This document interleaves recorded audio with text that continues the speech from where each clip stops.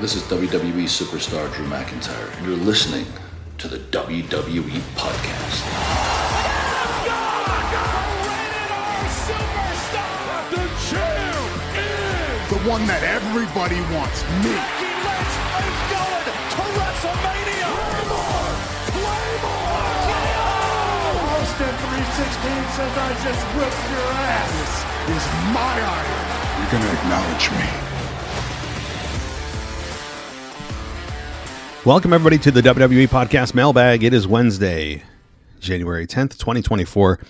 I'm doing this a little bit earlier than normal, and it's because I am flying out early tomorrow morning. I don't have time tonight to do the mailbag. So if I don't get to your email because you sent it after, let's say I'm doing this around noon Eastern time on Wednesday. If you sent it after that time, I apologize. I will try to get it on, at some point over the next week, okay?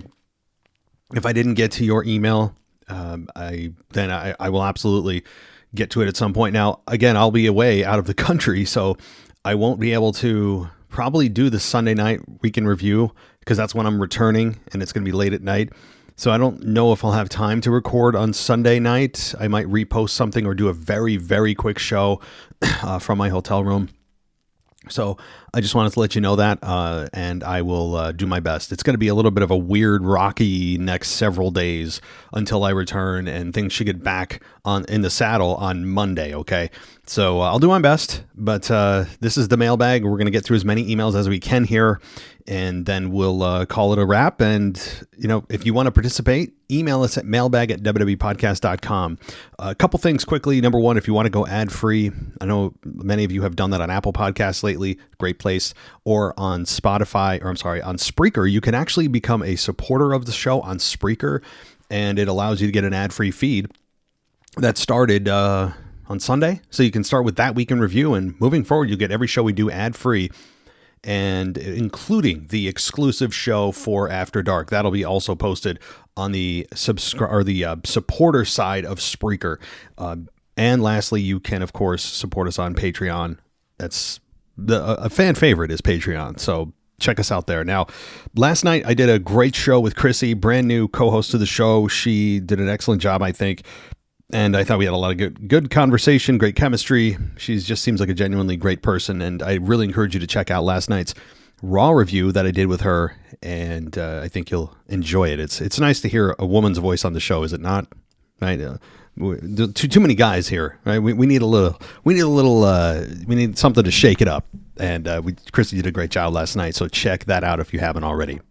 All right, let's not waste any more time and get to our first email.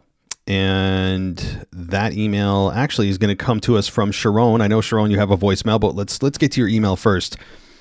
You say, in order to add juice to the feud of Rock and Roman, they can bring The Rock's daughter, Ava Raine, from NXT.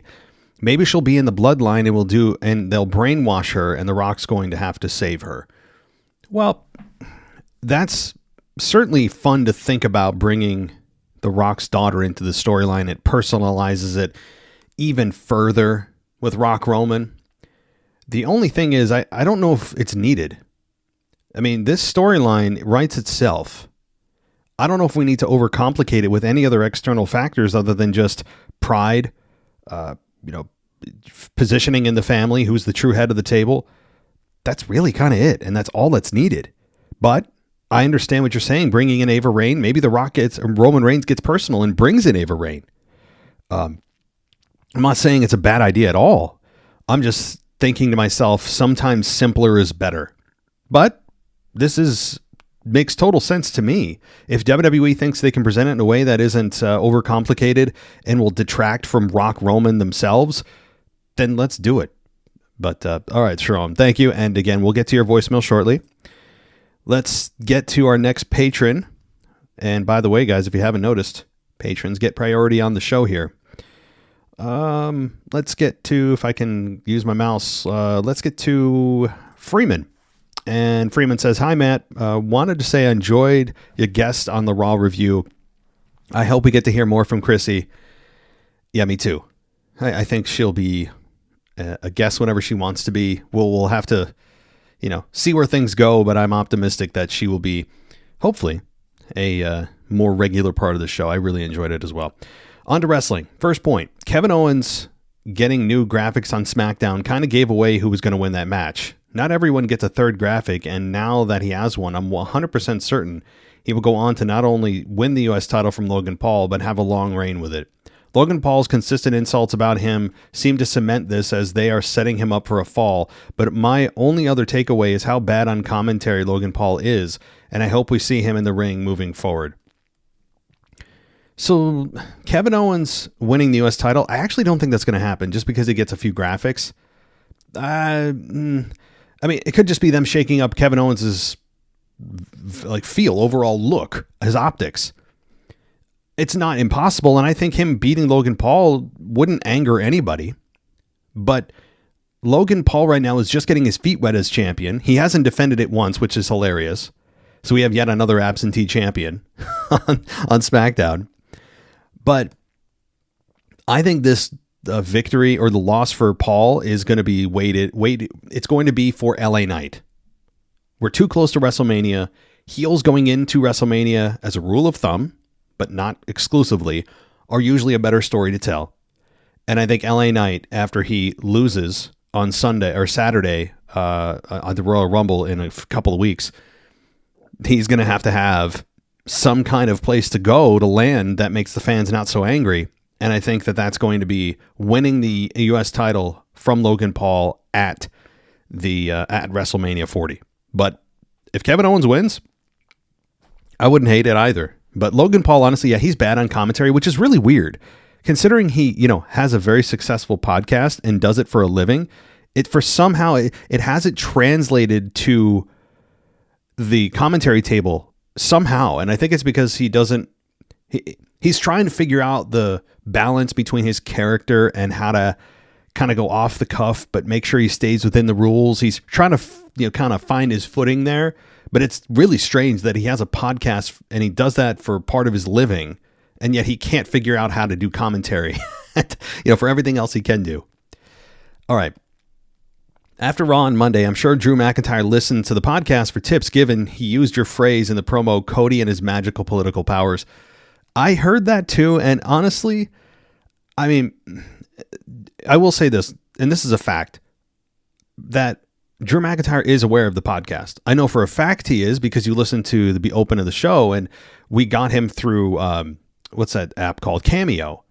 And we, asked him to say that and give a shout out to some of the hosts of the show about a year and a half, 2 years ago now. So he is absolutely aware of the show, and it's very possible that he listens. I have no clue. I'm not going to pretend that a lot of wrestlers listen to this. I don't know. You never know who's listening to this. But I heard that and I'm like, whoa, interesting. At the same time, I do also wonder, other podcasts are probably saying the same thing. So it's fun to imagine, though. Regarding R-Truth and the Judgment Day, I love your idea of turning the entire group babyface. Priest breaks character and laughs every time R-Truth speaks, which makes him more endearing. Rhea is already a babyface, and the others could be worked on. I see a world where JD and Dom leave Judgment Day and go into the tag team scene, while the others with R-Truth turn into a babyface faction. That being said, I don't want anything to change for some time as I'm loving this program. Well, that's exactly right. I wouldn't change a thing right now with Judgment Day. This dynamic with Judgment Day and R-Truth is working incredibly well and is an incredibly entertaining part of Monday Night Raw right now. So you're right. Right now, I wouldn't touch it. Once things start to feel like, okay, we've exhausted this version of R-Truth and Judgment Day, let's move on.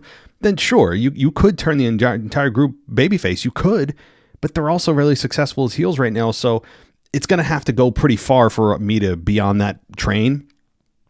But it also, when it comes to JD and Dom leaving, it's also very possible that they do leave. And the tag team scene always needs help. Rhea is a babyface, even if they don't want to pretend she is. She is. Every time she comes out, she gets cheered. So, but R-Truth, man, the guy is a national treasure, as I've said. Just a brilliant human being. And he's got that it factor, man. All right, last. You keep saying The Rock and Roman being a title match would be a bad idea, and for the most part I agree, but I can also think of a scenario where The Rock wins and takes the belt, and it's a good thing.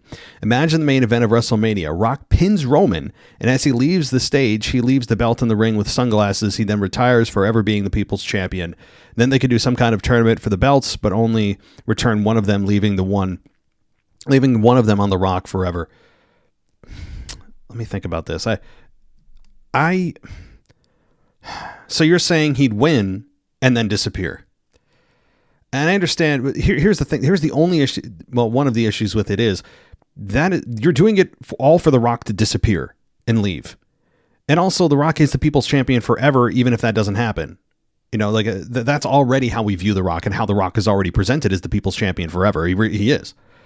And it would also be like kind of a means to an end for what?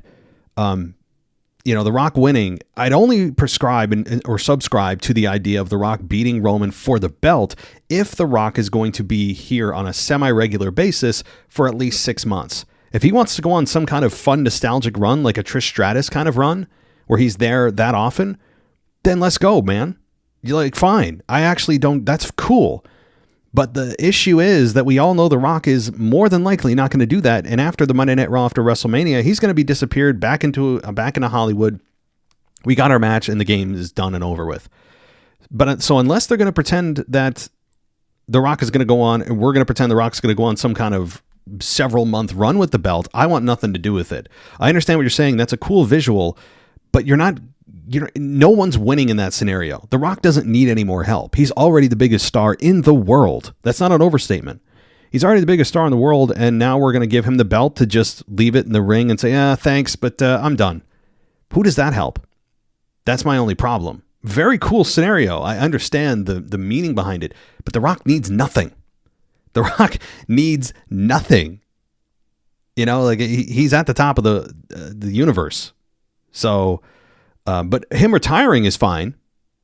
If he loses or wins and retires, then, maybe. But The Rock, usually when you're on your way out, as is custom in pro wrestling, you lose on your way out to help the people that are still going to be there. I mean, Austin did it against The Rock. Kurt Angle did it against Baron Corbin, LOL. Shawn Michaels, or rather Ric Flair did it against Shawn Michaels. And the list goes on. So Undertaker is a bit of an exception against AJ Styles, but it's more the rule than the exception. So good email though, Freeman. Thank you. Okay. Let's get to Badfish, another patron. He says, Happy New Year, WWE family. Badfish here. Just wanted to say I'm super stoked to have Karrion Kross finally getting a push with the faction and storyline. I thought he was one of the superstars they really dropped the ball on. What do you think would be some good feuds for him? Well, eventually the Judgment Day, the Bloodline could be one. I think Randy Orton could be another. Because in all likelihood, I don't think Randy Orton or any of the guys facing Roman Reigns, AJ Styles or LA Knight, are going to beat Roman Reigns. I think Roman will retain, and they could have the numbers game scenario being played where Randy Orton gets in a program with them, LA Knight gets in a program with them, AJ Styles gets in a program with them, or maybe any combination of them. And they're playing the numbers game and trying to get to Karrion Kross, and Randy gets beat down every week. So you could do that. And I actually think it'd be fun, but you could also have, which is what they're doing right now, the Karrion Kross and Bobby Lashley and Street Profits introductory program that won't last forever. But thanks, Badfish. All right. Where are we going? Dennis O'Brien says, Hey, Matt and listeners, Happy New Year. It's been a while and I hope you're well. I can see MJF debuting in WWE, but I don't see it happening anytime before the night after WrestleMania. With everything that's going on in the WWE, it's a great time to be a fan, even though I'm not a fan of AEW. I feel lately it's becoming a hard watch. With a lot of their talent wanting to leave and backstage issues, I hope they can get it together, and I agree with you. Tony Khan is a strange dude. Punk to win the Rumble and face Rollins at Mania. WrestleMania 40 is going to be epic. I have the feeling about it. Thanks, Matt. Well, one thing I want to say about the Rumble winner. If you had to ask me today, I'd confidently say Cody Rhodes. And the reason is, Not just because it would get him back to Roman, and you, I guess, could do a triple threat with Cody, Rock, and Roman at WrestleMania. You could. And Cody could win there. But Cody, I think, is going to win the Rumble because if you notice, WWE consistently now, for the past few weeks, has been reminding us that Stone Cold Steve Austin's the only one to win back-to-back Royal Rumbles. So Cody Rhodes could be in a position to absolutely do that, and they keep reminding us that Austin did it, and he's the only one to ever do it. So they're trying to put Cody Rhodes potentially on the same level as Stone Cold Steve Austin, which to me is laughable, but I understand what they're doing. So they're trying to, elevate what he does even further when he does it at the Rumble. So if you notice that every week they keep pushing that. And as far as the MJF deal, look, I hope he debuts in the Rumble. I would lose my mind if he did. I don't think he will, though. I think there's maybe like a 10% chance in my mind that he does. But if he is WWE bound, if he is, then I would agree that he should appear at or directly after WrestleMania as one of the the big returns that typically happens around those two nights. So I have no issue with that either. MJF and WWE is a foregone conclusion. Anyone that thinks differently, anyone that thinks that MJF isn't eventually coming to WWE is just fooling themselves. So thank you, Dennis. All right. Let's see. Where are we going? Let's go to Jason Miller, who was in Oregon for Monday Night Raw in Portland. And he says, first off, it was so much fun and amazing to see the stars in person. It's a 3-hour stunt show with the best in the world performing at their peak. Got lots of TV time from our seats. That was fun to see ourselves as well. I'll just throw some bullet points so the email doesn't go too long.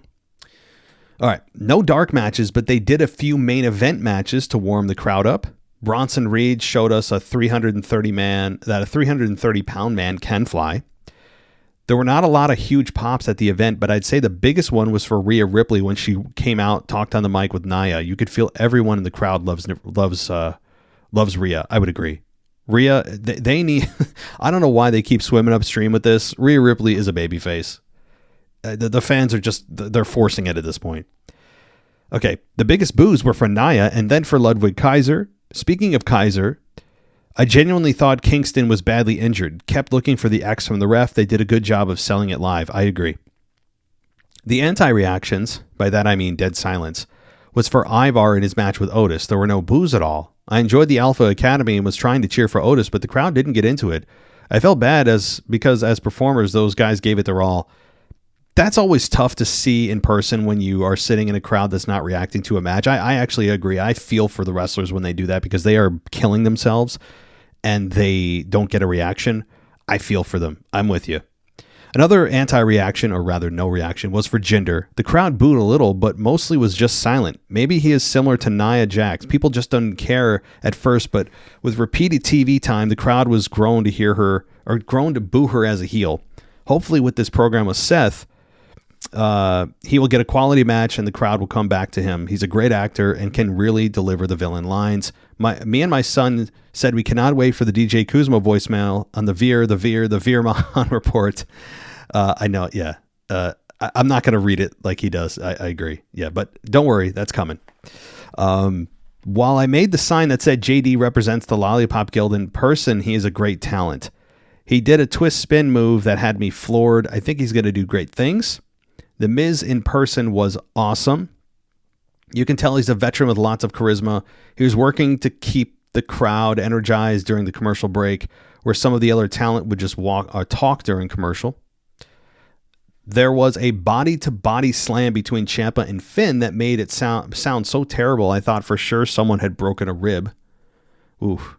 Yeah, I didn't catch that on the audio at home, but in person, obviously, it's a different animal. During the street fight, the banner was pulled up and I could see under the ring. Could see they have a monitor under there. I'm assuming so talent can see what is happening in the match, and it looked like a basement with enough room that people can stand under there. Interesting. That's very sly. They aren't turning Cody heel anytime soon. He is the modern version of Hulk Hogan. Almost everyone in the crowd loved him. I heard grown men nearby yelling, "Come on, Cody, you can do it," during his match. After the TV portion was over, Cody gave a piece of the broken table. He threw Shinsuke to a fan. The table that broke, he gave to a fan. Got it. He also stayed for 10 to 15 minutes after the show and took photos and signed autographs with the fans. Our kids had a blast. They're 11, 10, and 7. Our youngest got on the big screen during a commercial break when they did the sign of the night with his Yes Yeet sign. I will say the 3-hour plus show was a lot for the 7-year-old, and he was tired for the most of the second half. Those signs of the night can be fun. And I'll just say about Cody, to me, he's almost too nice. And I know that sounds weird, but it's almost, he's now being the best man for somebody that had a sign in the audience that said, "Be my best man, Cody." And now Cody's going to be that guy's best man. He's always like smiling, and he comes across too nice. And he's too clean cut. He's too pure. That turns me off completely, and it's probably a flaw in my own personality. But I'm not disagreeing that fans love him. I just don't. And something about his character is just too cuddly. It's too much. But hey, I'm the minority, and I know that. Okay, a couple more points. Some downsides of the live event. They cut off concessions at 6 p.m. We're Pacific time, so that meant they shut down 2 hours before the end. That's oof. We wanted to get the young one a Coke to give him more energy. They're also missing out on merch sales as they only had 2 merch stands and the lines were epic. The only real reason to go to those is to get one of the event-only shirts. They should let you order one of those through the website, through your ticket order. And final thoughts. Going to a live show is an experience like no other. It was fun to be on TV, but I think in the future I'd sit on the dark side of the moon to see the wrestlers' faces. Matt, thanks for all you do with the podcast. You really add to our experience with what you do. Well, thank you so much. I'm glad that you and your kids had so much fun. It is a family event, no doubt about it. And there's something to be said for not sitting on the TV side, because you're right. It's like they're talking to you. They're looking at you because the hard cam's on your side. As long as you don't care about being on TV, absolutely. So, well, thank you so much, Jason. Great notes. All right. DJ Kuzmo, let's do it. He says, it's DJ Kuzmo back at it again. It's official. It is official that Bobby Lashley and the Street Profits are now a babyface group, if we didn't already know or were trying to figure it out. Anyway, Karrion Kross got some new backup with the returning AOP and their manager, the legendary Paul Ellering, who hasn't aged a bit. Interesting to see this potential feud continue with Lashley and the Street Profits, but Lashley needs some additional backup to get even with Kross and the new group. I'm thinking about probably bringing Odyssey Jones to Lashley's group, because since being drafted from NXT to Raw, Jones hasn't made an official televised in-ring main roster debut. Pairing Jones, who kind of reminds me of a young Mark Henry, with Bobby Lashley and the Street Profits could fit possibly in terms of getting consistent TV time. Yeah, that's not a bad selection. They do probably need another to balance things out. That's very much a possibility. Yes. It was good seeing Ashanti the Adonis on SmackDown. I thought he was released. Maybe he could also join Lashley's group or wrestle in the lower to mid card, since he mentioned to Nick Aldis that he just needs an opportunity. Finally, it seems like 2024 is going to be another year of more factions, but what factions from last year do you see possibly breaking up or continuing to thrive? Because it seems like one of those formulas to success in WWE is joining a faction. DJ Kuzmo signing off. Who do I see breaking up? In 2024, I mean, if there was going to be one, it would probably be the Bloodline, to be honest with you. I think the Bloodline has a very good chance of breaking up because it's kind of run its course more than. Judgment Day will probably just survive 2024. Lashley's group will probably survive. Karrion Kross's group just got formed, so it'll probably survive. How about Damage Control? That group is done. It's got to be. So, all right, DJ, we'll get to that Veer Mahan reports shortly. Let's see here. We are gonna now. Let's see. I'm gonna check on Patreon, guys. Check a little bit more and make sure I didn't miss any of the patrons. That's because I always do every week, and I feel like a jerk. Let's see. Nope, I don't have anything directly on Patreon. So we're going to go to Nick, who was also in Portland, and he wanted to share his thoughts. He took his 9-year-old to her first live event, and although her favorite Liv Morgan wasn't there, she had an absolute blast. I was able to successfully distract her during the embarrassing DX chop segment. So awkward. Conversation averted. Smart. And I know I've even had people get angry at me on Twitter. You can't tell people how to parent. No, but I can. Well, number one, I can't tell people what to do, but I can judge you, right? That's what we do all day long, is judge things as human beings. You know, I'm not saying you, Nick. I'm saying, like, you know, if I see something that a parent's doing and allowing their child to do, I can sit there and judge them. Absolutely. I have the right to. You know, and seeing underage kids doing crotch chops with no understanding of what the underlying meaning is to that, and we're all laughing, it's very awkward. So good job, Nick. First, some general behind the scenes stuff. Lots of Judgment Day and CM Punk shirts, but by far the most popular I saw were the various Yeet and Main Event Jay shirts. Jay's clearly one of the most over guys in the company right now, and Yeet chants were even overshadowing the obnoxious woo chants as we waited for the pre-show. Well, that's good to hear. We got a pair of dark matches filmed for Main Event, with Bronson Reed beating NXT's Javier Bernal, and an all NXT match as Duke Hudson beats Miles Bourne. With Drew starting the show in the ring, he got a full entrance just before going on air. Hilarious, he got a huge pop when his music hit, and then as soon as he opened his mouth to start the show, the crowd turned on him. That's funny. Yeah, I mean, obviously we didn't see the entrance, but the biggest pops of the night were obvious ones. Punk had the loudest, followed closely by Rhea and the table Cody pulled out. By the way, people have an unhealthy obsession with tables. Like, I don't know what it is with crowds. They will forego anything for tables. This isn't just for Portland. This goes for crowds around the world. For whatever reason, we have an unhealthy obsession with tables. It's weird. Probably the best moment of the night, other than R-Truth in the video package during the Miz JD match, came when Kofi took the chair shot from Ludwig Kaiser. Perfection. I wasn't surprised that it didn't make the Hulu cut, because it's a shame. It was an incredible sell.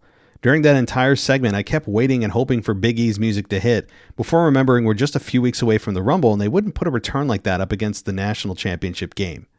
Maybe it was just me, but because of our nosebleed, I found the main event between Cody and Shinsuke to be interminably slow and boring until the finishing sequence. It was probably a product of 2 commercial breaks where nothing significant happened, so it probably came across better on screen, but the pacing of the match was excruciating in person. Yeah, I actually had other people tell me that too. And the commercial breaks will kill you, because they have to do essentially nothing during commercial breaks. The referee has to tell them they're in commercial, and then they have to just essentially just slow things down, not do anything that's of significance, do a rear, some kind of chokehold, some kind of rear chin lock, and sit there until they come back from commercial.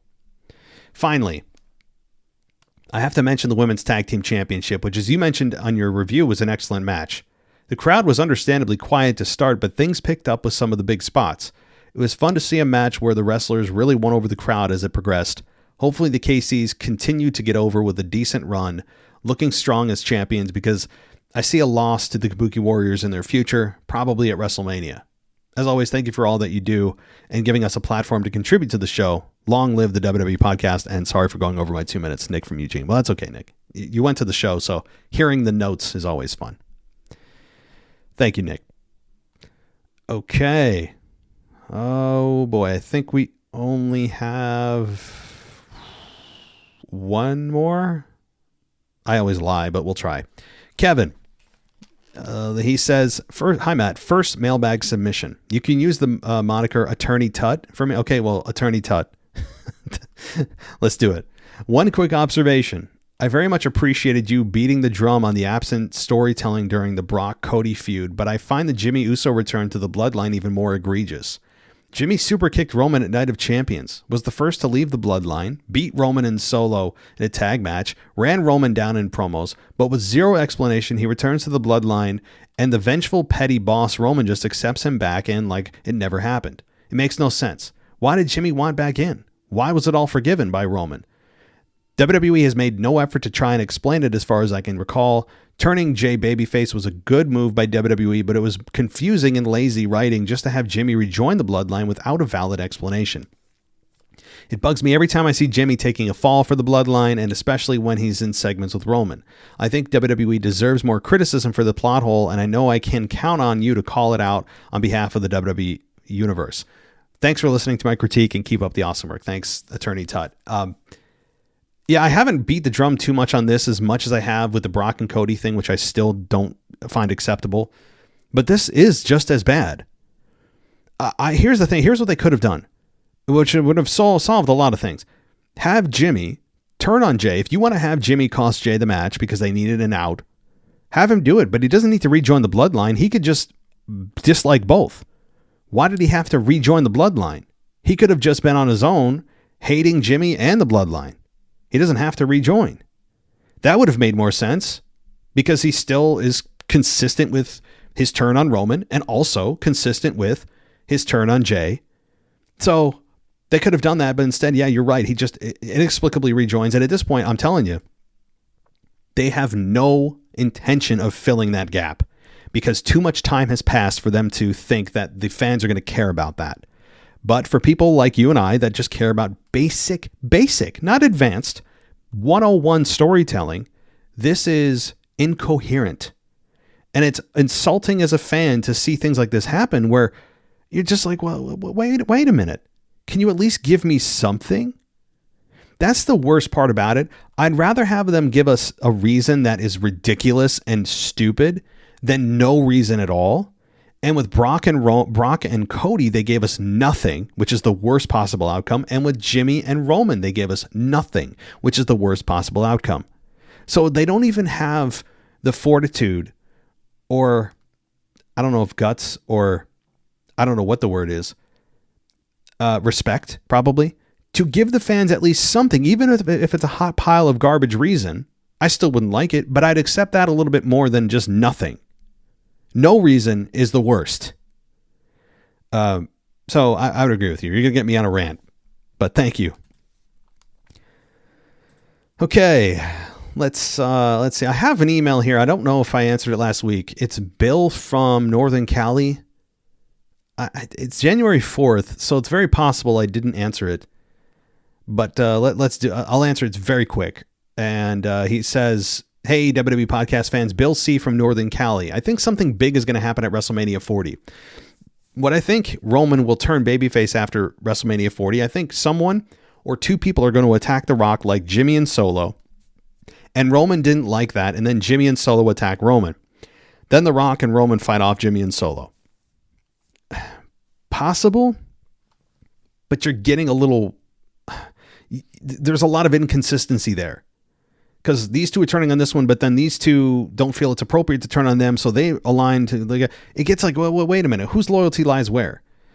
And I don't think this needs to be overcomplicated. I understand that what you want to do is something unexpected with Rock and Roman uniting, but we're not there yet. We're nowhere near Rock and Roman aligning themselves yet. That could come. We could eventually get a Roman and Rock tag team match against somebody, absolutely, but we're nowhere near that yet. We've got a whole season of WrestleMania to get through before that happens, and I don't need some crazy turn like that happening at WrestleMania for me personally. But something big should happen at WrestleMania 40. I agree. Is it that? I don't know. All right.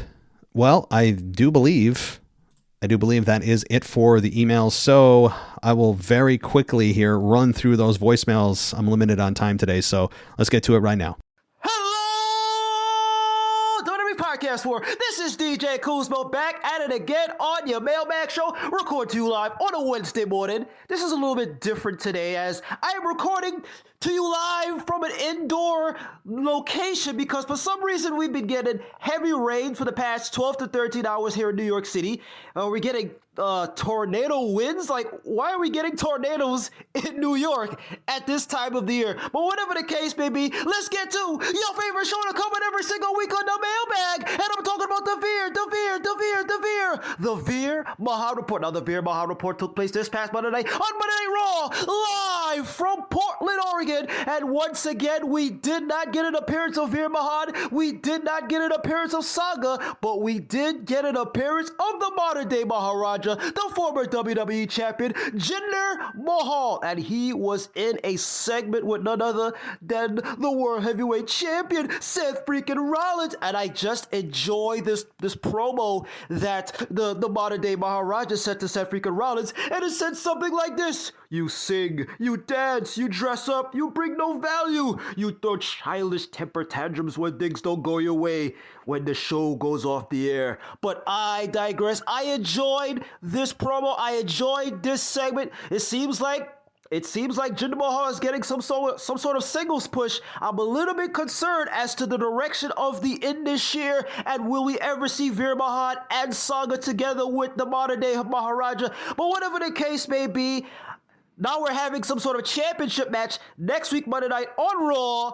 And most likely this is going to be the main event, and most likely Jinder Mahal will not win this match. But what's interesting to see is that yesterday on Twitter, there was some sort of back and forth between Tony Khan, the head of AEW, and Jinder Mahal, as Tony Khan was throwing some shade on the modern day Maharaja, stating how, he's getting a championship opportunity after only having one win. Only one win. Of course, he was looking at the cage match database and looking at how he only had one win over the past year, and now he's getting a championship opportunity. But whatever the case may be, all I gotta say on this matter is, Tony Khan, mind your business, focus on AEW, focus on the low ratings. Let's talk about those low ratings of Dynamite, Rampage, and Collision. But let's get back to the Veer Mahan Report. Like always, this is your guy DJ Kuzmo. Have a blessed week. Be kind to one another. Support the modern day Maharaja as he goes against Seth freaking Rollins, and peace. Okay, couple things. Jinder and Tony Khan. Isn't it amazing that Jinder Mahal goes from irrelevant and completely non-existent? I mean, he hasn't been on WWE television consistently in over a year, 2 years. He goes from non-existent to trending on X in a week. The dude say what you want about him, the Rock, squashing him or whatever.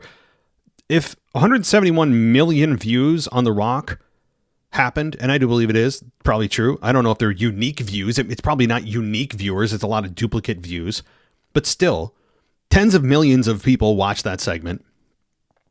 That also means they watch Jinder Mahal, which means he got the same exposure. He goes from catering to working with The Rock, and this week working with Seth Rollins. And yes, he'll lose his match with Seth, but who cares? He's getting, again, irrelevant to working with two top talents. So I'm excited for Jinder Mahal. I know a lot of people don't like him, didn't like his title run, a decade ago with Randy Orton, all that. I understand that. I'm actually in of the belief that he actually was an asset to the company at one point. I think he has more talent than people give him credit for. And he's an asset right now.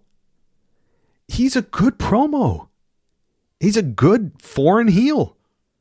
He's in great shape. He never gets in trouble. I understand you don't like his character. It's boring. It's one-dimensional, whatever. Look, he still cuts a good heel. He got a lot of boos. Okay? He got the reaction that was desired. So I have no issue with Jinder Mahal here. And he'll lose the match with Seth, but that's not the point. But now Tony Khan, I saw that too.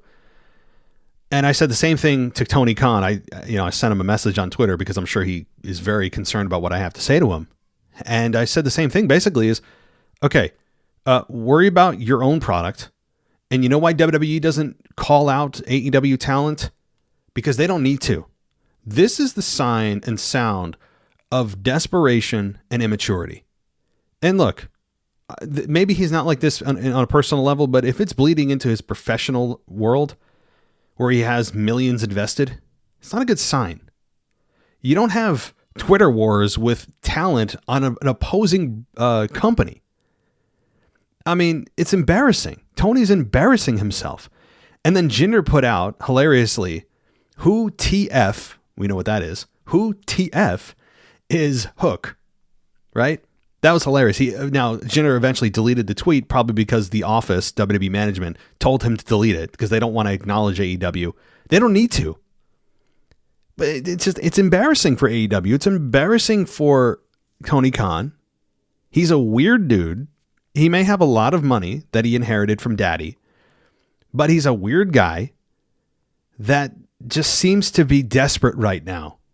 He seems to be craving the attention because he's like, oh, well, WrestleMania season's coming up. WWE, right now, WWE has all the momentum, all of it. AEW does not. And he's like, hey guys, over here, let me do some wacky stuff so you pay attention to me. What about me? That's what he's doing, and it sounds desperate. So I understand that a lot's on the line. So on some small level, I can't fault him, but it also generally looks like he's very immature. And, you know, like you said, stay in your lane. Worry about your business. Okay? Worry about your business. WWE doesn't have to worry about you. You have to worry about them. And you have to worry about your own company that is not doing great right now. I agree. Thanks, DJ. Let's continue.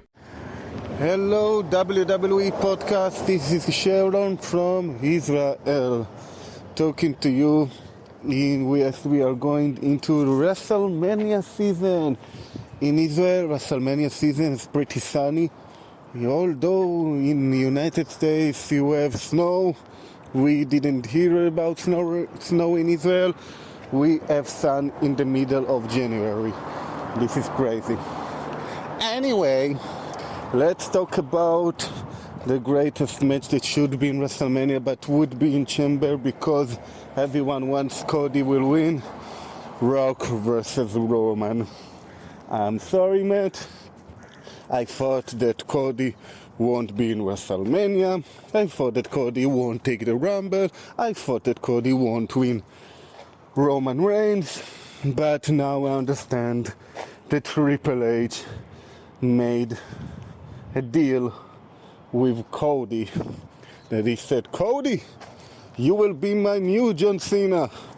You will give autographs to all of the fans.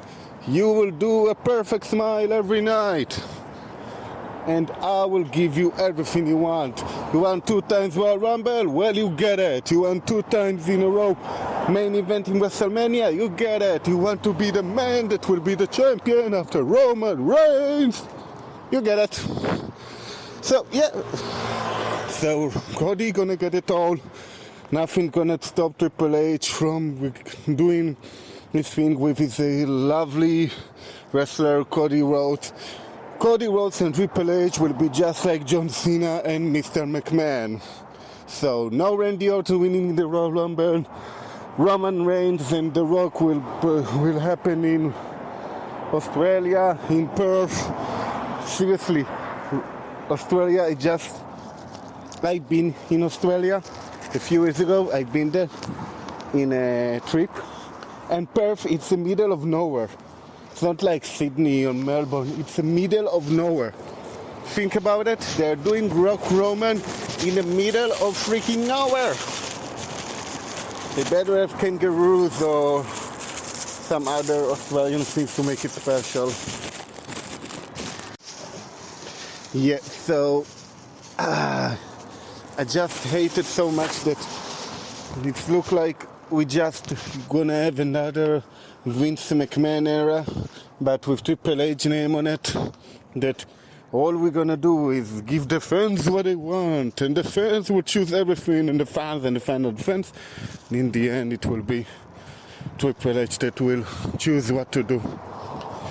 Yeah, so see you in Perth, I don't know how you said so much, Perth, to Rock versus Roman, and yeah, see you later. Hey, Sharon. Well, I didn't know Perth was in the middle of nowhere. I was imagining a Sydney-like environment. I was thinking Sydney, the skyline of Sydney, right? The famous buildings and architecture. And that's not the case. Again, I don't know. I mean, I've never been to Australia in my life. We all know Sydney. A lot of us only from Finding Nemo. But, I mean, so that to me is interesting that it is literally in the middle of nowhere. I'll take your word for it. And sure, they'll pack 60,000 people in the stadium and they'll try to make it as big as they can. And honestly, there is a case to be made for it to put Rock Roman there only because they're trying to do a global expansion and create a global buzz. And that is a great way to do it, even though it makes no sense from just the U.S. standpoint. You're like, what you're telling me that they're not going to do it at WrestleMania 40? What the hell? But they could do, and the more and more I think about it, the more I am of the idea that Rock Roman's going to happen at Chamber, and it's going to be a Rock Roman Cody triple threat at WrestleMania. Because where else do you put the Rock at WrestleMania if it's not somehow against Roman? So you're going to have actually 2 matches with Rock Roman, except the second one will be with Cody, where I think Cody will pin Roman and Rock won't be involved in the decision, and Cody Rhodes will win at WrestleMania. Right now, that's actually the place I think I'm going with. So this is interesting, and thank you, Sharon, for contributing every week. I appreciate it. Again, I'm not trying to rush, but I kind of am. I only have a few minutes left here, so let's get to as many as we can.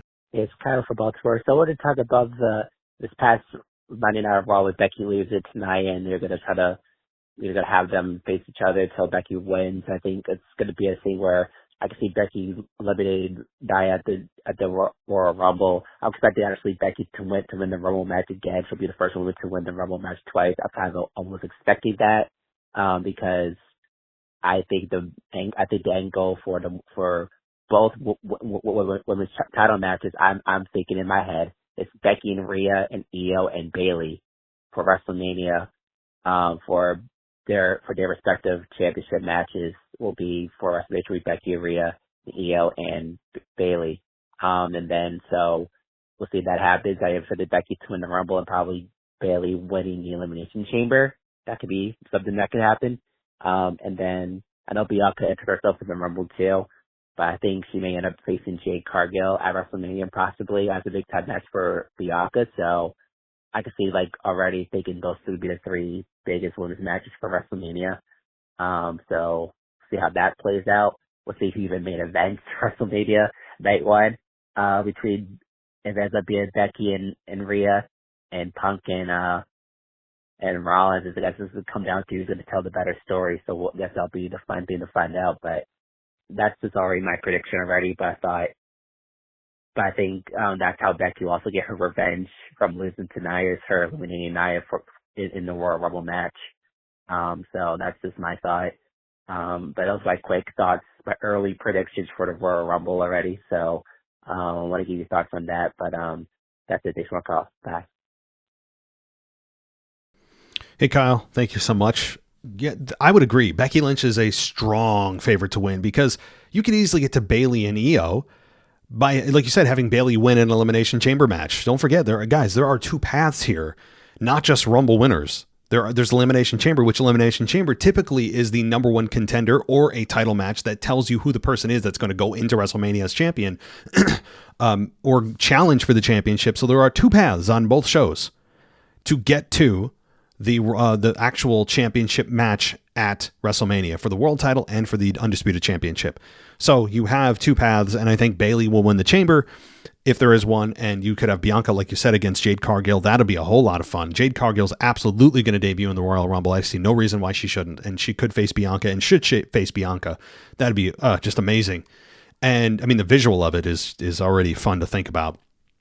And absolutely, yeah, you have a on the other side of things, of course, Cody Rhodes. But from the women's perspective, Becky Lynch has to win this because I don't see her any other way than just winning. And like you said, getting her revenge on Nia in the match, which will make her whole again. So thank you, Kyle.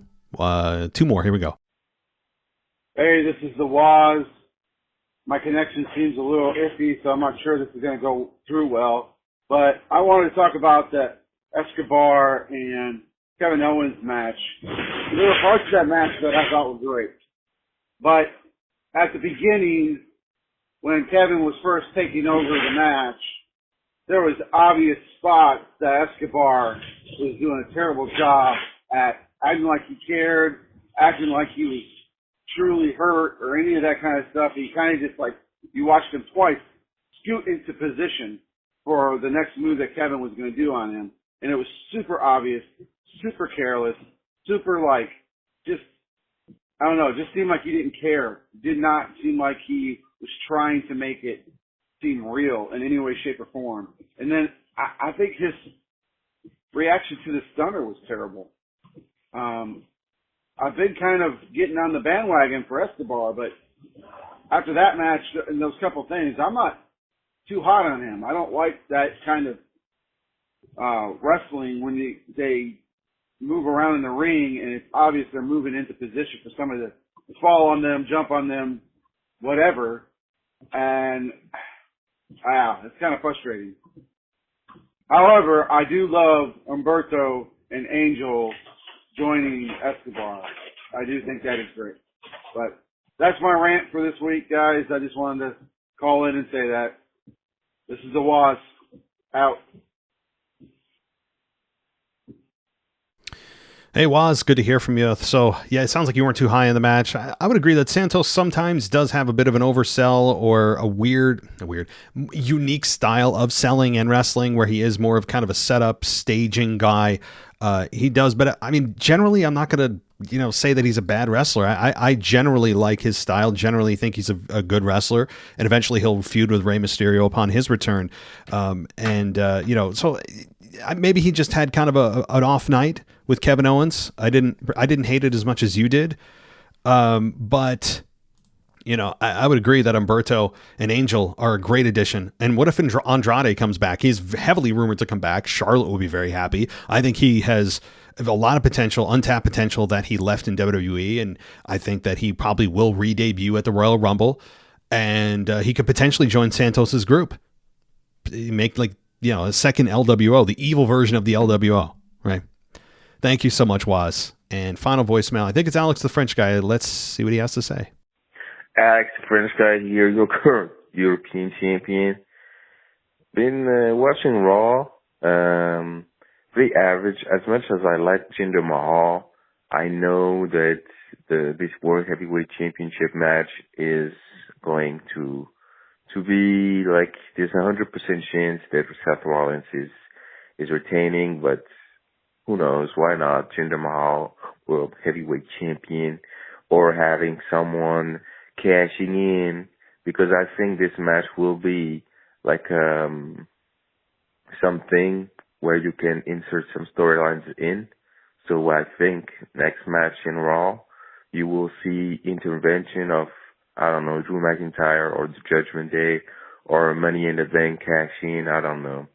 But what is the most interesting thing on this past Raw was not the feud between Drew McIntyre and CM Punk, but the national treasure, R-Truth. My God, this was so funny. Can we please make it R-Truth to the Judgment Day? Because it will be a mess that they just take R-Truth and beat them out. The Judgment Day is just like it reminds me again, Bloodline with Sami Zayn, and R-Truth can bring that spark of funny moments in the Judgment Day because he's genuinely funny. And yeah, that's all for me for this week. And bye, guys. All right, Alex, thank you. I mean, I don't know what more to say about R-Truth. He is, he could add a lot. And that's the one thing, too, that I think is a very big possibility, is that it ends up being a situation where Damian Priest tries to cash in. It's a perfect opportunity. R-Truth tries to, quote unquote, help him, and he ends up screwing Damian Priest. The cash in is wasted, and he no longer has the briefcase, and R-Truth, then gets beat down and that kind of thing. And they finally truly snap on R-Truth. To me, that's, I think, where they're probably going at the very end of this, is a failed cash in because of R-Truth. That's a possibility. But until that happens, this is just a fun dynamic. Absolutely a lot of fun. So thank you, Alex. I appreciate it, guys. And I'm sorry for the kind of muted or abbreviated responses to your voicemails. Another email came in here that I missed, and I want to get to that very quickly. This is from John. And John says, love the show. I wanted to get your thoughts on the possibility of Damian Priest cashing in and stunning the wrestling world during the Fatal 4-Way at the Rumble. I'm convinced the failed cash-ins against Rollins is WWE's way of making you think he's going to cash in on the title, but in the end, it's the other belt that he ends up going after.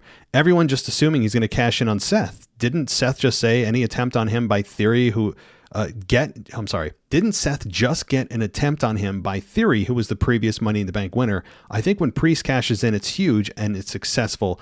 I feel like something completely crazy is going to happen at the Rumble match, the Fatal 4-Way, where Solo and Jimmy are about to help Roman, but Jay and Rock interfere. This helps set up Jimmy versus Jay at Mania. Also, I'm hoping Jay's the one to take down Gunther, which raises the stakes for potential Jimmy Jay match. Yeah, I think Jay is the one to take down Gunther. I would agree. I've said that for several weeks now too. I think he's a perfect candidate, and it wouldn't hurt Gunther because that would tell you Gunther's moving on to the next, the next level of the top belt, right? But there's the world title. Also, Seth mentioning that this belt didn't exist a year ago on Raw is a bunch of nonsense. The World Heavyweight Championship has a long lineage, and WWE just plucked it out of thin air again and decided that, the World Heavyweight title, this is the first one that's ever existed. It's like, no. I mean, just look back at the history of WWE, especially during the early 2000s with Triple H. Yeah, it existed, but they're pretending that lineage didn't exist, which actually makes no sense to me. You'd want whatever. So now Damian Priest cashing in and being successful. Yeah, people are assuming it's going to be on Rollins, but it very well could be on Roman. Hell, it could be on Gunther. They're just assuming it's for Seth, but they may not be. But thank you, John. Thank you, everybody. Again, my apologies. I know it sounds like I'm rushing. It's because I am. I'm on a very strict timetable today. But thank you so much for everything. I'll be back. What is today? Wednesday. Again, I'm going to try Sunday. I might try to get a show in. If I can, it'll be short or a rerun. But then I'll be back full force Monday. But thank you so much, everybody, for listening. Consider going to Patreon for an ad-free experience, going to Apple for an ad-free experience. There's an ad-free button there. Be a supporter on Spreaker. There's a be a supporter button on the Spreaker app itself if you want to support the show and get ad-free shows. It's a great way to do it. So thank you so much, everyone. Enjoy yourselves, and I'll talk to you next time. Thanks for listening to the WWE Podcast. Don't forget to subscribe on your favorite podcast app so you don't miss a show, or head to WWEpodcast.com. And for all of these shows ad-free, head over to patreon.com/WWE Podcast. Until then, we'll see you next time.